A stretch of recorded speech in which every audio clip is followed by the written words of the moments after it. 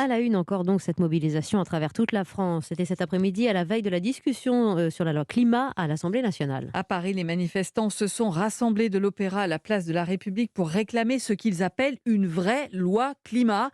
Parce que le sentiment qui dominait dans le cortège que vous avez suivi, Damien Mestre, c'est que les propositions de la Convention citoyenne n'ont pas été entendues. Oui, beaucoup parlent même de trahison. Ils ont le sentiment que l'on prend des demi-mesures.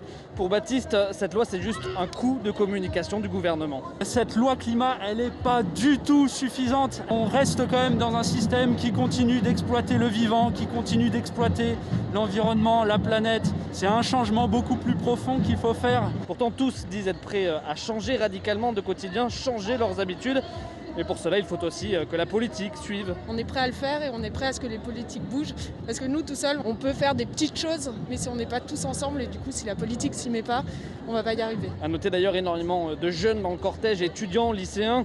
Avec l'arrivée du texte à l'Assemblée, ils veulent peser dans les prochains jours. On a espoir de se faire entendre par les députés, que les députés vont écouter les jeunes, créer un rapport de force et dire que si ce texte-là passe, ça veut dire que nos élus ne sont plus en accord avec la population. Et tous disent être prêts à redescendre dans la rue les prochaines semaines s'il le faut.